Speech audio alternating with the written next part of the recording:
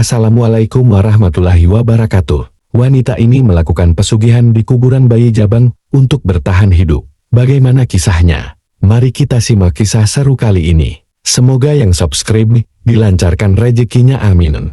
Meli duduk di teras rumahnya yang rewel, memandangi jalanan tanah yang basah setelah hujan sore tadi.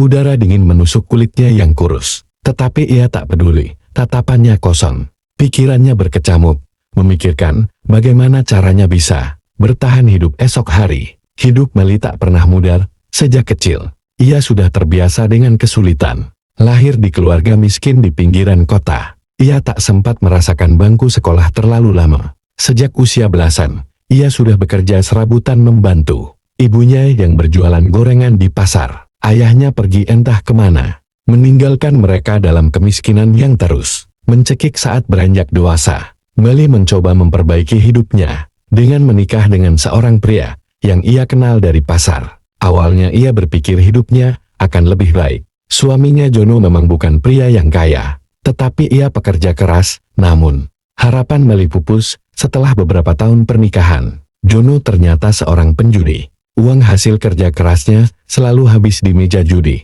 membuat mereka terlilit utang. Puncaknya, ketika Jono kalah besar dan dikejar-kejar rentenir, ia melarikan diri tanpa kabar, meninggalkan Meli dalam keadaan mengandung anak pertama mereka. Bertahun-tahun berlalu, Meli harus berjuang sendirian membesarkan anaknya Aldi. Ia bekerja sebagai buruh cuci di rumah-rumah orang kaya. Upahnya hanya cukup untuk makan sehari-hari. Kadang jika majikannya sedang baik hati, ia diberi makanan sisa yang masih layak. Namun lebih sering, ia harus mengencangkan ikat pinggang agar Aldi bisa makan lebih banyak. Hidup semakin sulit ketika Aldi mulai sering sakit-sakitan. Bocah berusia 6 tahun itu memiliki tubuh yang kurus dan lemah. Batuknya tak kunjung sembuh, dan seringkali demam tinggi di malam hari. Meli tahu anaknya membutuhkan perawatan yang lebih baik. Tetapi, dari mana ia bisa mendapatkan uang untuk ke dokter? Biaya rumah sakit terlalu mahal untuknya, yang bahkan kesulitan membeli beras. Malam itu Aldi kembali demam. Tubuhnya panas membara, dan nafasnya terdengar berat. Meli panik. Ia mencoba menurunkan demam anaknya dengan kain basah. Tetapi suhu tubuh Aldi tak kunjung turun. Dengan tergesa-gesa, ia menggendong anaknya yang lemas, dan membawanya ke klinik terdekat. Sesampainya di sana, dokter yang memeriksa Aldi mengatakan bahwa kondisinya cukup serius. Aldi mengalami infeksi paru-paru dan membutuhkan perawatan lebih lanjut. Namun setelah melihat wajah Meli yang pucat dan lusuh, dokter hanya bisa menghela nafas. Bu, kalau ibu tidak bisa membayar biaya perawatan, kami tidak bisa menanganinya lebih lanjut, ujar dokter dengan nada menyesal. Meli merasa dunianya runtuh. Ia tak punya cukup uang, dan tak ada seorang pun yang bisa ia mintai tolong. Dengan hati hancur, ia membawa Aldi pulang, berdoa agar anaknya bisa bertahan di tengah keputusasaan. Meli teringat sesuatu. Seorang tetangga pernah bercerita tentang seorang dukun di desa sebelah yang bisa membantu orang mendapatkan kekayaan dengan cara yang mudah. Konon beberapa orang yang dulu hidup miskin, kini menjadi kaya raya setelah datang ke dukun tersebut. Awalnya Meli mengabaikan cerita itu. Ia tidak percaya dengan hal-hal mistis, apalagi pesugihan. Namun keadaan membuatnya berpikir ulang. Jika ada cara untuk keluar dari kemiskinan ini, jika ada cara agar Aldi bisa mendapatkan pengobatan yang layak, bukankah sebaiknya ia mencoba? Malam itu dengan pikiran yang kalut, Meli duduk di sudut kamar, memeluk tubuh Aldi yang masih demam. Air matanya mengalir, membasahi rambut anaknya yang kusut. Ia merasa seperti ibu yang gagal. Dalam keheningan, ia mengambil keputusan. Besok ia akan pergi menemui dukun itu. Jika ini satu-satunya cara untuk menyelamatkan anaknya, ia rela melakukan apa saja. Sebelum kita lanjutkan kisahnya, kami ingin mendengar dari kalian. Tulis di kolom komentar dari mana kalian berasal, dan kisah mistis apa yang pernah terjadi di sana, agar nanti bisa kita bahas di video-video selanjutnya. Pagi itu, Meli melangkah dengan ragu di jalan setapak menuju desa. Sebelah langit mendung, angin bertiup lembut, membawa aroma tanah basah sisa hujan semalam. Langkahnya terasa berat, seakan ada sesuatu yang menahannya untuk maju. Namun bayangan Aldi yang terbaring lemah di rumah terus menghantui pikirannya. Ia harus melakukan sesuatu. Menurut cerita tetangganya, Dukun itu tinggal di sebuah rumah tua di pinggir desa, jauh dari pemukiman warga. Meli terus berjalan, melewati sawah-sawah yang mulai menguning, hingga akhirnya tiba di sebuah jalan sempit, yang diapit oleh pohon bambu tinggi. Di ujung jalan, berdiri sebuah rumah tua, dengan dinding kayu yang mulai lapuk. Dari luar rumah itu, tampak sunyi, seperti tidak berpenghuni. Meli sempat ragu, tetapi ketika ia hendak berbalik, pintu rumah itu tiba-tiba terbuka dengan sendirinya, menimbulkan suara berderit yang menyeramkan. "Masuklah." Sebuah suara serak dan berat terdengar dari dalam. Jantung Meli berdegup kencang, tetapi ia memaksakan kakinya untuk melangkah masuk. Di dalam ruangan itu gelap, hanya diterangi beberapa lilin yang menyala. Di sudut ruangan, aroma dupa menyengat menusuk hidungnya. Di tengah ruangan, duduk seorang pria tua dengan jubah hitam. Wajahnya dipenuhi keriput, matanya tajam menatap Meli dari balik. Asap dupa yang mengepul di sekelilingnya. Berbagai benda aneh berserakan. Patung kecil, tulang belulang, dan botol kaca berisi cairan merah yang tidak jelas. Isinya. Meli menelan ludah, mencoba mengumpulkan keberanian. Aku ingin meminta pertolongan," katanya dengan suara gemetar. Dukun itu tersenyum tipis, seolah sudah tahu apa yang ada di dalam pikiran Meli. "Kau ingin keluar dari kemiskinan, bukan?" tanyanya pelan. Meli mengangguk. "Aku butuh uang, anakku sakit. Aku tidak punya biaya untuk membawanya ke rumah sakit." Dukun itu menghela nafas, lalu menyipitkan matanya. "Apa kau yakin ingin menempuh jalan ini? Tidak ada yang gratis di dunia ini." Perempuan muda. Meli terdiam, hatinya berdebar kencang. Ia tahu ada harga yang harus dibayar, tetapi ia sudah terlalu putus asa untuk berpikir panjang. "Aku rela melakukan apa saja," katanya mantap. Dukun itu menyeringai, lalu berdiri, dan mengambil sebuah boneka kecil dari rak kayu di belakangnya. Boneka itu terbuat dari kain lusul, dengan wajah yang hampir tidak berbentuk. Matanya berlubang, seolah pernah ditusuk sesuatu. "Kau harus melakukan ritual pesugihan," kata dukun itu sambil menyerahkan boneka tersebut ke tangan Meli. "Tapi ini bukan ritual. Biasa kau harus mengambil tanah dari kuburan bayi yang baru saja dimakamkan, lalu menguburkannya bersama boneka. Ini di bawah tempat tidurmu." Meli menelan ludah. Kuburan bayi. Dukun itu mengangguk. Bayi adalah simbol kehidupan yang baru dimulai, tetapi belum sempat berkembang. Roh mereka masih rapuh, mudah terikat dengan dunia manusia. Dengan ritual ini, roh bayi itu akan menjadi perantara kekayaanmu. Uang akan mengalir tanpa henti, dan semua keinginanmu akan terkabul. Meli menggenggam boneka itu erat-erat, mencoba mencerna kata-kata sang dukun. "Apa yang harus aku lakukan setelah menguburnya?" tanyanya hati-hati. "Rawat boneka ini seperti anakmu sendiri. Beri dia sesaji setiap malam, susu permen, dan mainan kecil. Jangan pernah mengabaikannya, dan jangan pernah berusaha melepaskan diri. Jika kau melanggar, akibatnya akan mengerikan." Suara dukun itu terdengar dingin, menusuk hingga ke tulang. Meli menggigit bibirnya, ragu untuk sesaat, namun bayangan Aldi yang terbaring lemah di rumah kembali muncul di benaknya. Ia tidak punya pilihan lain. "Baik," katanya dengan suara mantap, "aku akan melakukannya." Dukun itu tersenyum puas. "Pergilah ke kuburan malam ini, saat bulan berada di puncaknya. Ambil tanah dari makam bayi yang baru dimakamkan. Setelah itu, ikuti instruksi yang sudah kuberikan." Meli mengangguk, lalu beranjak pergi. Saat ia melangkah keluar dari rumah tua itu, angin bertiup kencang, menerbangkan dedaunan kering di sekitarnya. Seakan alam sudah tahu apa yang akan terjadi selanjutnya. Meli memandang boneka di tangannya. Sebuah ritual terlarang menantinya malam ini, dan ia telah memilih untuk menapaki jalan yang tidak bisa kembali. Malam itu langit tampak kelam tanpa bintang. Awan hitam bergulung-gulung, menutupi cahaya bulan yang seharusnya bersinar terang. Angin dingin berhembus pelan, menyapu dedaunan kering yang berserakan di jalan setapak menuju pemakaman desa. Meli melangkah dengan hati berdebar, menggenggam erat boneka lusuh pemberian dukun. Di balik salusuhnya, ia menatap ke depan, ke arah gerbang pemakaman yang berderit pelan. Saat ia dorong, suara angsel tua yang berkarat, menciptakan gema menyeramkan. Di keheningan malam, kuburan itu sunyi. Hanya suara serangga malam yang terdengar samar-samar, sesekali diselingi oleh suara burung hantu. Dari kejauhan, Meli merapatkan jaketnya, bukan karena dingin, tetapi karena perasaan takut yang mulai merayapi tubuhnya. Ia sudah tahu kuburan mana yang harus dituju. Siang tadi ia sengaja datang, berpura-pura berziarah, untuk mencari makam bayi yang baru saja dimakamkan. Ada satu makam kecil di sudut pekuburan. Tanahnya masih merah, nisan kayunya masih baru. Dengan nama yang tertulis jelas, Rafli 3 bulan, hati Meli mencelos. Saat kembali berdiri di depan makam kecil itu, ia bisa merasakan bulu kuduknya meremang, seolah ada sesuatu yang mengawasinya dari balik batu nisan. Tapi ia tidak boleh ragu, dengan tangan gemetar, ia merogoh saku jaketnya, dan mengeluarkan pisau kecil yang ia bawa dari rumah.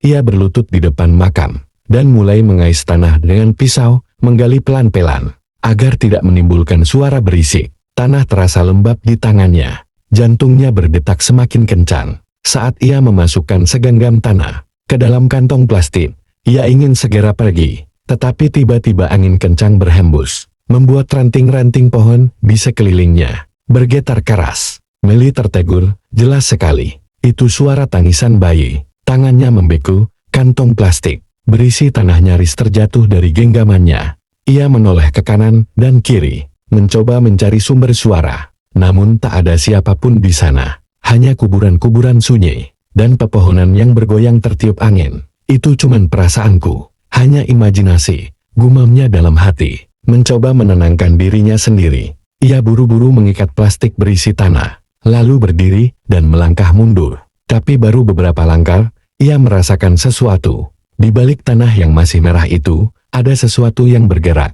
Jantungnya hampir berhenti saat ia melihat dengan jelas. Tanah di atas makam bayi itu bergelombang, seperti ada sesuatu yang hendak keluar dari dalamnya. Meli menahan nafas, matanya membelalak, saat melihat bayangan kecil yang samar-samar muncul dari dalam kuburan. Sesosok tubuh mungil, tak berbentuk jelas, mulai merangkak keluar. Tangannya yang kecil, seperti mencari sesuatu di udara. Ketakutan menyergapnya, ia segera berlari tanpa menoleh ke belakang. Langkahnya terburu-buru, hampir tersandung batu nisan di sekitarnya. Ia tak peduli, yang ada dalam pikirannya hanya satu hal, segera pergi dari tempat ini. Begitu keluar dari gerbang pemakaman, ia terengah-engah, lututnya lemas. Ia melihat ke belakang, memastikan tidak ada yang mengikutinya. Sunyi kuburan itu kembali seperti semula, seolah tak pernah terjadi apa-apa. Meli memejamkan mata sejenak, lalu menguatkan diri. Aku tidak boleh takut, aku sudah sampai sejauh ini. Dengan tangan gemetar, ia menggenggam erat plastik berisi tanah kuburan itu. Ia tahu ini baru awal dari segalanya, dan ia harus menyelesaikan ritual ini. Meli pulang dengan nafas tersengal, masih diliputi rasa takut setelah kejadian di kuburan. Begitu masuk ke dalam rumah kontrakannya yang sempit, ia segera mengunci pintu rapat-rapat. Jantungnya masih berdebar kencang. Keringat dingin membasahi pelipisnya. Ia menatap kantong plastik berisi tanah kuburan yang masih digenggam erat di tangannya. Ritual harus segera diselesaikan. Dengan tangan gemetar, ia berjalan ke kamarnya. Kamar itu hanya beralaskan kasur tipis yang diletakkan di lantai. Dengan cepat, ia merogoh tanah dari dalam plastik dan menggali lubang kecil di bawah kasur. Setelah itu, ia meletakkan boneka lusuh pemberian dukun di atas tanah tersebut, lalu menutupnya kembali dengan sisa tanah yang tersisa. Meli menarik nafas panjang, lalu meraih segelas susu yang telah ia siapkan, dan menuangkannya ke dalam mangkuk kecil di dekat kasur. Ia juga meletakkan permen di sebelahnya, seperti yang diperintahkan dukun. Ia duduk bersila di depan kasur, menatap tanah yang baru saja dikuburnya. Aku sudah melakukan semua yang diperintahkan. Sekarang aku hanya harus menunggu. Malam itu ia tidur dengan gelisah. Ia terus bermimpi buruk. Bayangan hitam, suara bayi menangis, tangan-tangan kecil yang mencengkeram tubuhnya. Namun keesokan harinya, sesuatu yang aneh terjadi. Pagi itu Meli bangun dengan kepala berat. Sisa mimpi buruknya masih terasa nyata. Namun saat ia membuka pintu rumah, ia menemukan amplop putih tergeletak di depan pintunya. Jantungnya berdetak lebih cepat. Saat ia membungkuk untuk mengambilnya, dengan tangan gemetar, ia membuka amplop itu, dan terkejut mendapati isinya tumpukan uang 100.000, tebal dan masih baru. Matanya melebar. Ia menghitung lembar demi lembar. 5 juta rupiah. Ini dari mana? Ia mencoba mengingat. Apakah ada seseorang yang pernah menjanjikan uang ini padanya? Tidak ada. Ia bahkan tidak punya siapa-siapa yang bisa memberinya uang sebanyak ini. Meli menelan ludah. Ia menoleh ke arah kasurnya, tepat di tempat ia mengubur boneka dan tanah kuburan semalam. Apa ini hasil dari ritual itu?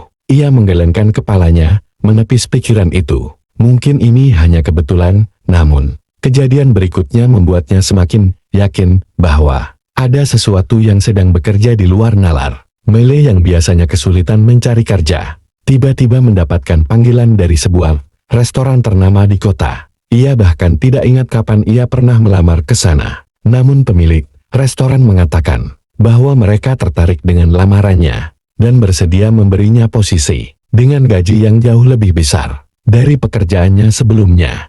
Lebih aneh lagi, pelanggan restoran itu sering memberikan tip yang besar padanya. Dalam sehari, ia bisa membawa pulang lebih dari 1 juta rupiah hanya dari uang tip. Hatinya mulai diliputi kebingungan, tetapi juga kebahagiaan. Apa benar ritual ini bekerja secepat itu? Ia mencoba untuk tidak terlalu memikirkannya. Selama ini adalah keberuntungan baginya. Ia tidak akan menolak, namun tanda-tanda aneh mulai muncul. Malamnya Meli bermimpi. Ia berada di dalam ruangan gelap, hanya diterangi cahaya remang-remang di sekelilingnya. Terdengar suara lirih anak-anak yang tertawa. Saat ia mencoba mencari sumber suara itu, ia melihatnya, sosok seorang bayi, duduk di lantai, menatapnya dengan mata kosong. Bibirnya bergerak, seolah berusaha mengatakan sesuatu. "Mama." Meli terbangun dengan nafas memburu. Dadanya naik turun, keringat membasahi tubuhnya. Ia menoleh ke arah kasurnya, ke tempat boneka itu dikubur. Di sana, ia melihat sesuatu yang membuat bulu kuduknya meremang. Boneka lusuh yang ia kubur semalam, kini tampak sedikit lebih bersih.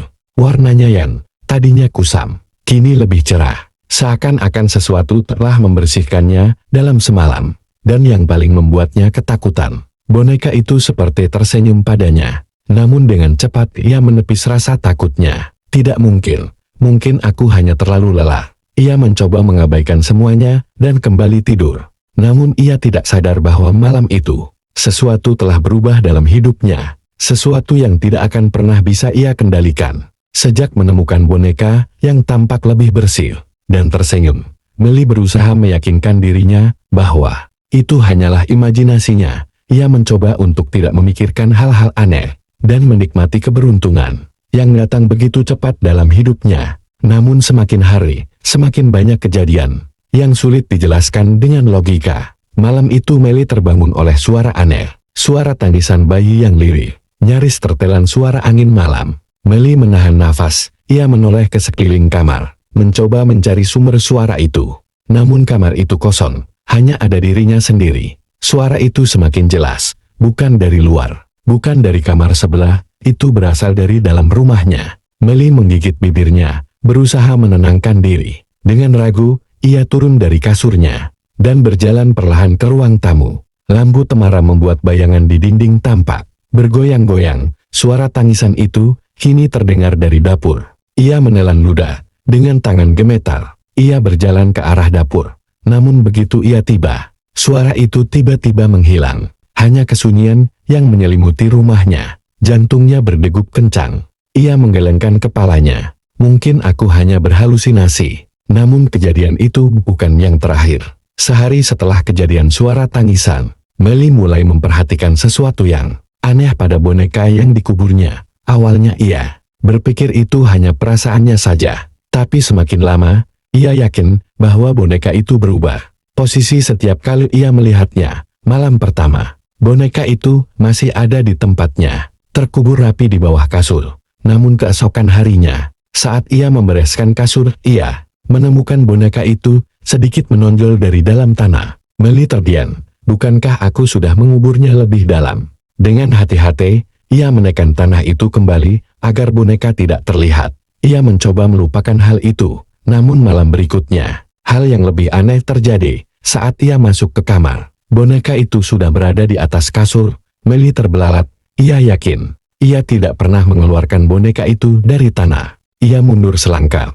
Dadanya naik turun menahan nafas. Perasaan takut mulai menjalari tubuhnya. Dengan gemetar, ia mengambil boneka itu dan membawanya kembali ke tempat semula. Ia menggali tanah di bawah kasur dan menekannya lebih dalam. Namun ia tidak bisa menghilangkan Perasaan bahwa sesuatu telah berubah dalam rumah ini. Sesuatu yang tidak bisa ia lihat, tapi bisa merasakannya hari-hari berikutnya. Rumah yang dulu terasa nyaman, kini menjadi tempat yang menyesakan. Udara di dalam rumah terasa lebih dingin dari biasanya. Meskipun cuaca di luar masih sama, bahkan di siang hari, Meli merasa seperti ada bayangan yang melintas di sudut matanya. Kadang-kadang, saat ia berjalan di dalam rumah, ia merasakan ada sesuatu yang mengikutinya, bukan manusia, bukan juga sesuatu yang bisa dijelaskan dengan akal sehat. Setiap kali ia masuk ke kamar, ia merasa seperti ada sepasang mata kecil yang mengawasinya. Dari sudut ruangan, Meli mulai sulit tidur. Setiap kali ia memejamkan mata, ia merasa ada sesuatu yang berbisik di telinganya. Suara kecil, seperti suara anak-anak yang tertawa pelan. Tapi ketika ia membuka mata, tidak ada siapa-siapa. Puncaknya terjadi suatu malam. Meli baru saja selesai mandi. Ketika ia menatap ke cermin di kamar mandi, rambutnya masih basah, air menetes dari ujung dagunya. Saat ia mengusap wajahnya dengan handuk dan kembali menatap cermin, ia melihat sesuatu yang membuat darahnya membeku. Bayangannya tidak mengikuti gerakannya. Di dalam cermin, bayangan Meli masih diam, menatapnya dengan mata kosong. Meli tercekat, tubuhnya tak bisa bergerak. Ia mengerjap, berharap itu hanya ilusi. Namun saat ia hendak mundur, bayangannya tersenyum kepadanya. Senyuman yang tidak alami, seperti seringai seorang anak kecil yang menyimpan sesuatu yang mengerikan. Meli menjerit, menjatuhkan handuknya, lalu berlari keluar dari kamar mandi. Ia mengunci pintu dan duduk di lantai. Tubuhnya gemetar hebat. Apa yang terjadi denganku? Bisiknya ketakutan. Ia menoleh ke kasurnya. Boneka itu masih ada di sana. Dan kali ini matanya tampak lebih hitam, lebih hidup.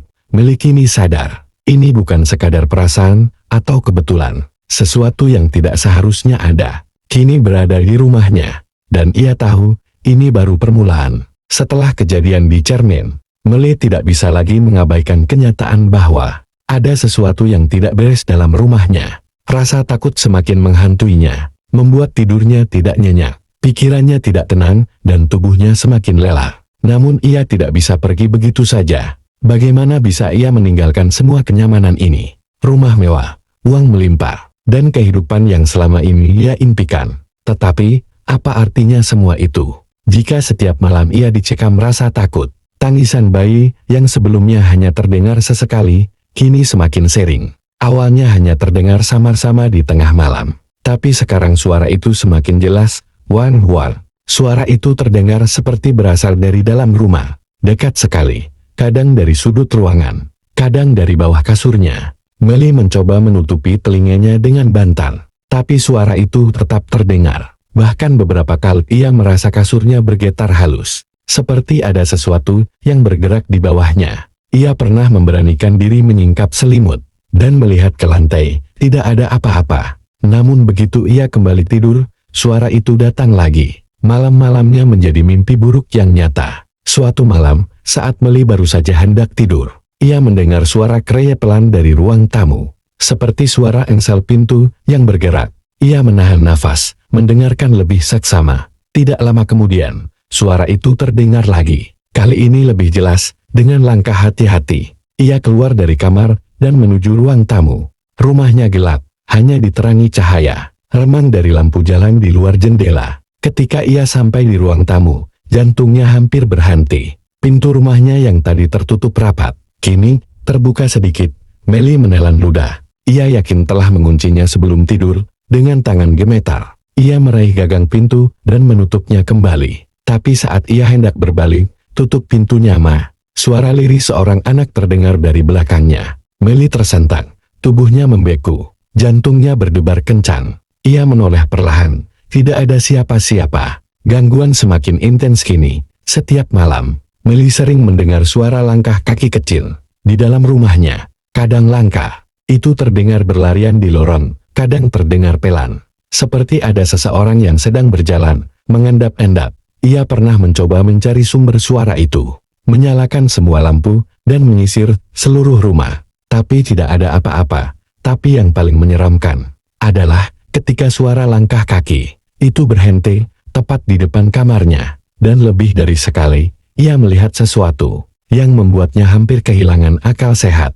Saat ia mengintip ke celah bawah pintu kamarnya, ia melihat dua kaki kecil berdiri di depan pintunya. Gangguan yang paling menakutkan terjadi suatu malam, ketika Millie sedang duduk di tempat tidurnya. Mencoba mengabaikan rasa takutnya, ia menyalakan televisi, agar ada suara yang bisa mengusir kesunyian. Tapi baru beberapa menit menonton, listrik tiba-tiba padam. Ruangan langsung gelap gulita. Millie meraba-raba, mencari ponselnya untuk menyalakan senter. Tapi sebelum ia menemukannya, sesuatu bergerak di sudut kamar. Ia mendengar suara, seperti sesuatu yang bergeser di lantai. Matanya mulai terbiasa dengan kegelapan. Dan saat ia menoleh ke sudut kamar, ia melihatnya. Boneka lusuh yang seharusnya terkubur di bawah kasur, kini duduk di pojok ruangan. Dan kali ini, ekspresinya berbeda. Mulutnya yang tadinya tertutup rapat, kini sedikit terbuka, seperti sedang tersenyum lebar. Lebih lebar dari seharusnya. Millie membeku.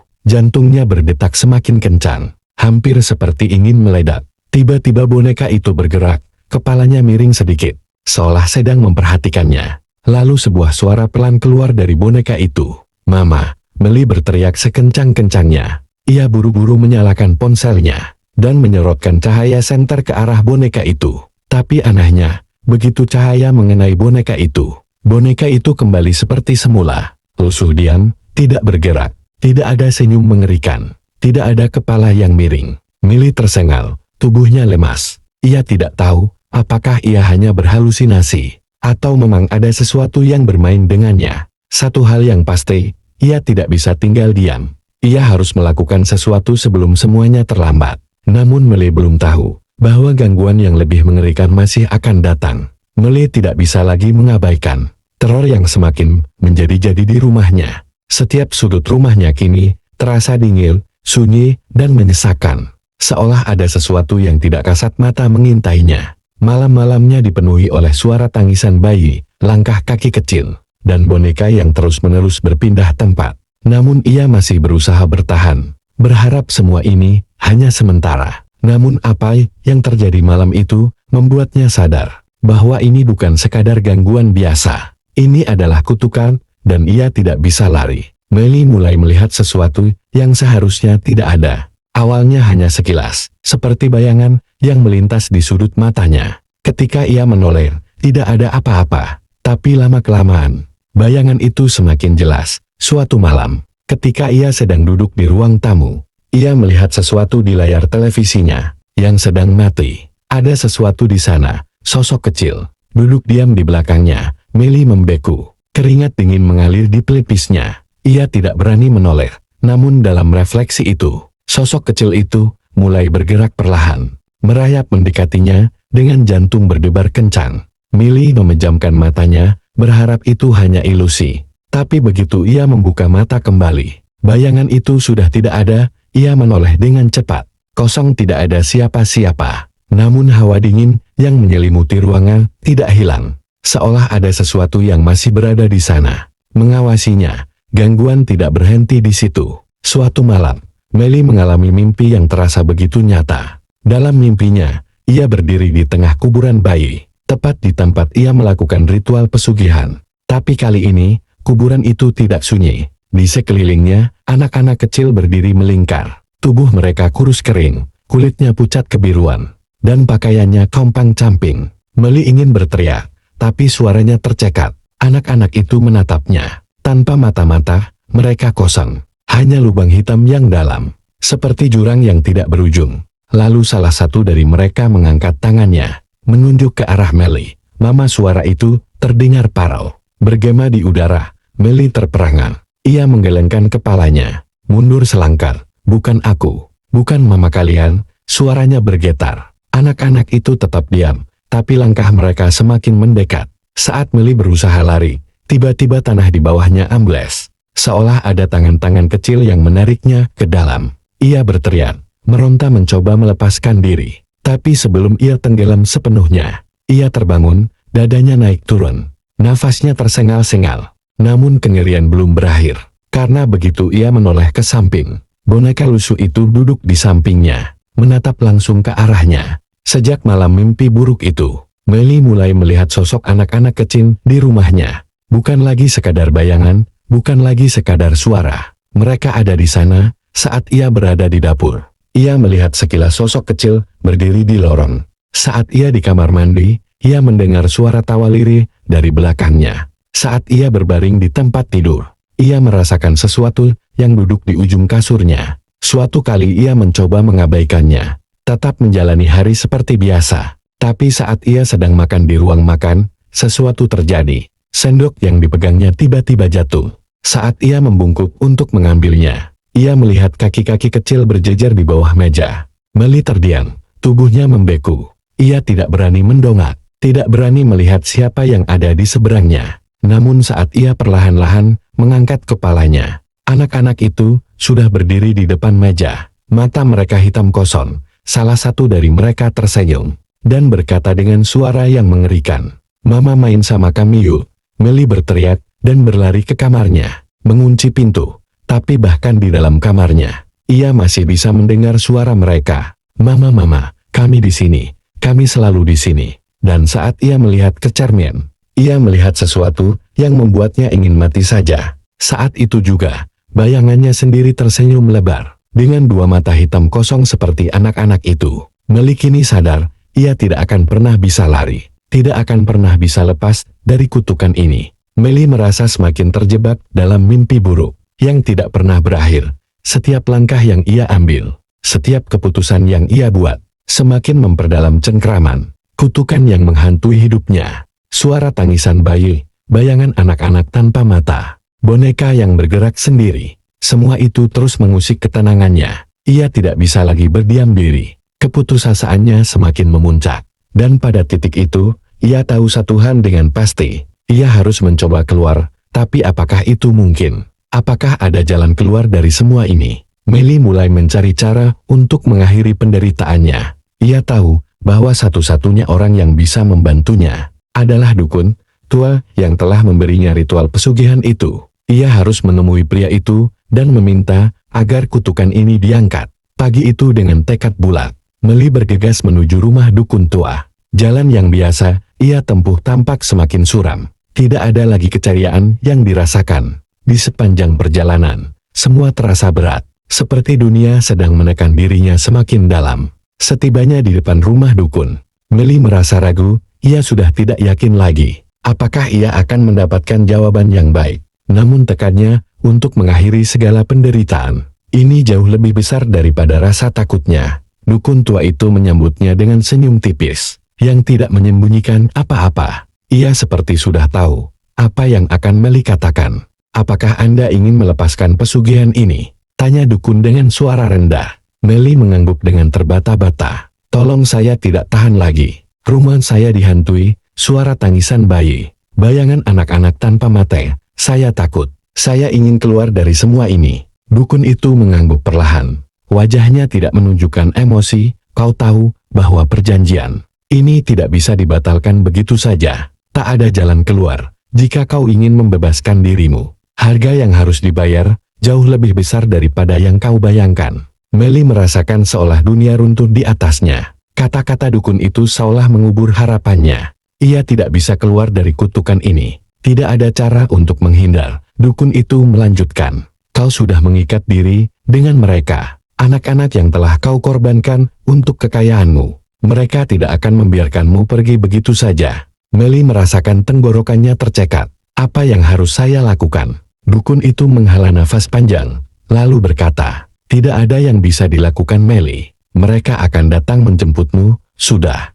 terlambat untuk menyesali semua yang telah terjadi." Meli mundur, matanya mulai basah. "Tidak, ada sesuatu yang bisa saya lakukan, pasti ada." Dukun itu memandangnya dengan tatapan kosong, seolah sudah menyerah pada takdir. "Aku sudah memperingatkanmu. Mereka yang telah kau ganggu, mereka akan mengambil apa yang menjadi milik mereka. Mereka akan datang untukmu, Meli." Meli berlari keluar dari rumah dukun. Hatinya hancur, kakinya terasa lemas. Ia tidak tahu apa yang harus dilakukan lagi. Tidak ada jalan keluar, tidak ada harapan. Saat Meli kembali ke rumah, ia merasa semakin terperangkap. Semua yang ada di rumah itu terasa sangat nyata, dan semuanya semakin mendekat. Bayangan anak-anak yang tak terlihat, matanya semakin sering muncul, boneka lusuh, itu terus berada di tempat yang tidak seharusnya. Meli tahu bahwa gangguan-gangguan itu bukan hal biasa. Mereka sudah berada di dalam rumahnya, dan mereka tidak akan pergi. Malam itu, saat ia tidur dengan mata yang berat, ia mendengar suara tawa yang aneh. Suara itu datang dari bawah tempat tidurnya, seperti ada anak kecil yang bersembunyi. Meli menahan nafas, tubuhnya kaku. Tiba-tiba tempat tidur berguncang hebat, seolah ada sesuatu yang sedang berusaha keluar dari bawahnya. Meli segera bangun, tapi sebelum ia sempat berlari, suara itu bergema di seluruh rumah. "Kami sudah datang, Mama," dengan gemetar. Meli menoleh ke sudut ruangan. Bayangan anak-anak tanpa mata itu muncul kembali. Berdiri di sana, mereka seperti berbaris, satu demi satu, tanpa ekspresi. Hanya mata kosong yang menatap lurus ke arahnya. Ia berteriak, berusaha melarikan diri, tetapi kakinya seperti tertanam di lantai. Setiap langkah terasa begitu berat, seolah ia sedang berjalan melalui lumpur. Anak-anak itu mulai bergerak mendekatinya. Langkah mereka kecil, tetapi cepat. "Tidak, jangan dekat-dekat," teriak Meli. Tubuhnya semakin panik, namun suara itu terus mengalir. Semakin banyak yang menyusulnya, semakin banyak yang datang. "Mama, kami ingin kembali." Semakin lama gangguan itu semakin keras. Meli tahu bahwa ia tidak akan pernah bisa lepas. Dukun tua itu benar, tak ada jalan keluar. Ia merasa tubuhnya semakin lemah, seolah nyawanya semakin ditarik ke suatu tempat yang gelap dan dingin. Kini, dia hanya bisa berlari dalam kegelapan, terjebak dalam dunia yang tak bisa ia pahami. Meli menangis. Satu-satunya yang bisa ia rasakan sekarang adalah keputusasaan. Namun jauh di dalam dirinya, ia tahu anak-anak itu sudah datang untuk menagih, dan tak ada yang bisa menyelamatkannya. Meli merasakan tubuhnya semakin lelah, tak lagi mampu melawan. Teror yang terus-menerus mengancam. Setiap kali ia menoleh, bayangan anak-anak itu semakin dekat. Suara tangisan bayi terdengar lebih keras, memekakkan telinga, meresap ke dalam pikirannya, dan menghancurkan segala ketenangan yang pernah ada. Meli tahu bahwa waktunya sudah habis. Tak ada lagi tempat untuk bersembunyi. Tak ada lagi jalan untuk melarikan diri. Malam itu, ketika dia terbangun dari tiduran yang penuh dengan mimpi buruk, ada sesuatu yang berbeda. Suara tangisan bayi terdengar lebih dekat, dan di luar sana, di bawah sinar rembulan, ia bisa melihat bayangan anak-anak yang tak memiliki mata. Mereka berdiri di halaman rumahnya, menatap ke dalam jendela, memanggil namanya. Suara mereka terdengar lebih nyaring, lebih menghantui, seperti sudah berada tepat di sampingnya. Namun kali ini, Meli tidak takut lagi. Ia merasa seperti sudah mencapai titik akhir. Sudah tidak ada lagi yang bisa diselamatkan. Ketakutan yang dulu membelenggu dirinya, kini berubah menjadi keputusasaan yang dalam. Tak ada lagi pilihan selain menerima kenyataan. Saat Meli berdiri di depan cermin di kamar tidurnya, ia merasa ada yang salah. Ada sesuatu yang mengganjal di dalam dirinya. Ia menatap wajahnya dengan tatapan kosong, tak percaya dengan apa yang ia lihat. Tiba-tiba bayangannya di cermin mulai bergerak dengan cara yang tidak biasa. Bayangannya tidak mengikuti gerak tubuhnya, seolah ada dua Meli yang berdiri di sana. Tetapi salah satunya tampak lebih kecil, lebih cacat. Wajahnya berubah, terdistorsi. Tubuhnya semakin mengecil, kulitnya semakin pucat, seolah tubuh itu sedang membusuk dengan cepat. Jantung Meli berdebar kencang. Bayangannya berubah menjadi sosok bayi cacat. Kulitnya terkelupas, matanya kosong, dan bibirnya tersenyum lebar, seolah menantikan kedatangannya. Wajah itu tidak hanya mengerikan, tetapi juga mengingatkan Meli pada makhluk yang ia korbankan untuk kekayaan. Tidak, ini tidak mungkin. Meli berteriak, tubuhnya mulai gemetar hebat, namun bayangannya tetap mengarah kepadanya. Meli ingin berlari, tetapi kakinya terasa berat. Ia merasa tubuhnya semakin kecil, semakin rapuh, semakin lemah. Ia mencoba untuk bergerak, mencoba menghindar, tetapi tubuhnya sudah tidak bisa lagi bergerak seperti dulu. Ia merasakan kulitnya mengering, otot-ototnya melemah, dan tulangnya terasa rapuh. Ia mulai berubah. Sementara itu, suara tawa yang aneh kembali terdengar. Tawa anak-anak yang tanpa mata itu menggema di sekelilingnya. Setiap langkah yang diambil, Meli terasa semakin berat, semakin dipenuhi dengan kehampaan. Ia berusaha untuk berteriak, tetapi suara itu tidak keluar dari tenggorokannya. Bibirnya kaku. Meli jatuh ke lututnya. Tubuhnya mulai membusuk. Ia tidak bisa bernafas dengan benar. Semua yang ada di dalam dirinya terasa seperti runtuh. Seperti hidupnya yang dulu hilang dalam sekejap di depan cermin. Ia melihat sosok bayi cacat yang kini menggantikannya. Bayangan itu merangkak mendekat. Senyum lebar semakin memperlihatkan gigi-gigi yang rapuh. Meli ingin mengulurkan tangan, mencoba menyentuh bayangannya. Tetapi tangan itu bukan miliknya. Tangan itu terlalu kecil, terlalu rapuh. Seperti tangan seorang bayi yang baru saja dilahirkan. Saat itulah Meli tahu, ia sudah tidak ada lagi di dunia ini. Ia menjadi bagian dari dunia arwah yang ia langgar. Tiba-tiba seolah-olah segala sesuatu terhenti. Tidak ada suara lagi. Tidak ada suara tangisan bayi. Tidak ada bayangan anak-anak yang mengerikan. Semua menjadi hening. Meli tidak merasakan apapun lagi. Namun begitu dia membuka matanya yang kini kosong, ia melihat sesuatu yang tidak bisa dijelaskan. Meli kini berdiri di tengah kegelapan, dikelilingi oleh anak-anak yang telah ia korbankan. Mereka semua berdiri diam, dengan mata kosong. Senyum lebar di wajah mereka yang terdistorsi. Semua ini adalah akibat dari pilihannya. Ia adalah bagian dari mereka sekarang. Kami sudah menunggumu, Mama. Suara mereka bergema dalam kegelapan. Tangan Meli yang rapuh dan kecil terangkat, dan ia merasakan adanya suatu kekuatan yang menariknya lebih dalam. Ke dalam kegelapan, Meli ingin berteriak, tetapi tidak ada suara yang keluar dari mulutnya. Ia hanya bisa terdiam, melihat dirinya menjadi bagian dari dunia arwah yang abadi. Segalanya menjadi gelap, dan Meli lenyap. Tak ada jejak, tak ada bekas. Dia hilang selamanya. Di luar rumah mewahnya, hanya ada keheningan. Rumah itu kosong dan terbengkalai. Dinding-dindingnya mulai rapuh, dan pintu-pintu yang dulu tertutup rapat, kini terbuka lebar. Tidak ada lagi yang menghuninya. Namun suara tangisan bayi yang tak pernah hilang dari dalam rumah itu terus menggema, seolah memanggil korban berikutnya. Beberapa bulan setelah Meli menghilang, rumor mulai beredar di kalangan warga sekitar. Mereka mengatakan bahwa ada suara tangisan bayi yang sering terdengar dari dalam rumah besar yang kini terbengkalai itu. Bahkan beberapa orang yang berani memasuki rumah itu mengaku mendengar suara langkah kaki kecil, suara tawa anak-anak yang mengerikan, dan melihat bayangan yang bergerak dengan cara yang tidak wajar. Setiap kali seseorang mencoba untuk masuk ke dalam rumah itu, mereka merasakan hawa dingin yang mencekam dan perasaan tidak nyaman yang mendalam. Seperti ada yang mengawasi mereka dari kegelapan. Tidak ada yang berani tinggal lama di sana. Semua orang tahu, rumah itu telah menjadi kuburan yang sesungguhnya. Tempat di mana arwah anak-anak yang terkorbankan dan arwah Meli berdiam, menunggu untuk menarik korban berikutnya. Di dalam rumah itu, boneka lusuh yang dulu menjadi simbol kutukan masih ada di sudut ruangan, tertawa pelan, menunggu waktu yang tepat untuk kembali lagi. Menunggu siapa yang akan menjadi korban berikutnya. Rumor mengenai rumah mewah milik Meli terus berkembang, menarik perhatian orang-orang yang penasaran dengan kisah mengerikan yang beredar. Rumah itu telah berdiri kosong selama berbulan-bulan, namun desas-desus tentang suara, tangisan bayi dan kejadian-kejadian aneh yang terjadi di sana tidak pernah padam. Beberapa orang bahkan mengatakan bahwa rumah tersebut sekarang menjadi tempat yang terkutuk. Dan setiap kali seseorang berani mendekat, mereka merasakan kehadiran sesuatu yang mengerikan.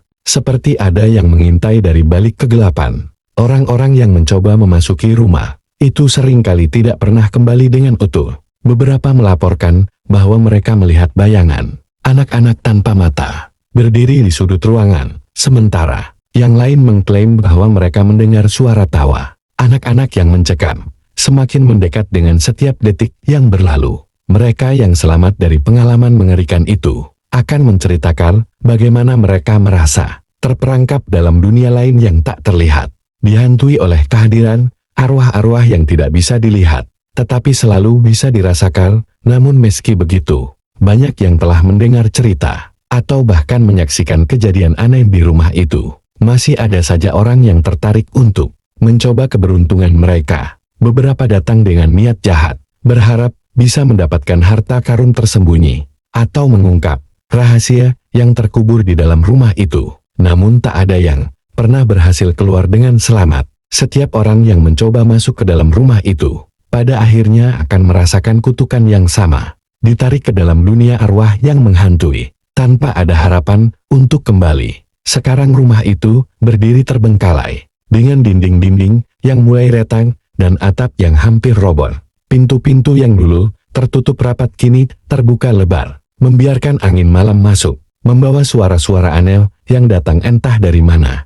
Hanya keheningan yang terasa begitu mencekam di sekitar rumah, meskipun tak jarang suara tangisan bayi yang melengking dan tak berujung terdengar di malam hari. Bagi mereka yang masih berani mendekat, suara itu bisa terdengar begitu nyata, begitu dekat, seolah berasal dari dalam rumah itu sendiri, mengundang mereka untuk mencari tahu lebih jauh. Namun, setiap orang yang berani mencoba untuk memasuki rumah itu akan merasakan sesuatu yang jauh lebih menyeramkan. Keanehan-keanehan mulai terasa begitu nyata, seperti ada yang mengamati setiap langkah mereka. Di dalam rumah yang gelap, angin seolah berbisik, dengan suara yang nyaris tak terdengar, membawa aroma busuk, yang berasal dari sesuatu yang lebih gelap. Dari kegelapan itu sendiri, boneka lusuh yang dulu milik Meli, kini berada di salah satu sudut rumah itu, terlupakan oleh waktu, tetapi tetap ada, seperti menunggu sesuatu. Pada pandangan pertama, itu tampak seperti boneka biasa. Namun jika dilihat lebih dekat, mata boneka itu tampak mengawasi dengan tatapan yang sangat aneh, seolah ia tahu segala sesuatu yang terjadi di sekitar rumah itu. Beberapa orang yang berani mencoba untuk menyentuh boneka itu, melaporkan bahwa mereka merasa tubuh mereka dipenuhi oleh hawa dingin yang tidak wajar, seolah mereka sedang disentuh oleh tangan yang tidak terlihat. Dan meski banyak yang berusaha untuk meninggalkan tempat itu, suara tangisan bayi yang hampa tetap terdengar. Setiap orang yang melarikan diri akan merasa bahwa suara itu mengikuti mereka, seolah-olah mereka tidak pernah bisa benar-benar melarikan diri dari rumah itu. Mereka yang terlalu lama mendekati atau memasuki rumah itu seringkali mengalami gangguan dalam tidur. Mereka dihantui oleh mimpi buruk yang tak berkesudahan, di mana mereka melihat wajah anak-anak yang mengerikan, wajah yang terdistorsi tanpa mata, tersenyum dengan penuh kebencian.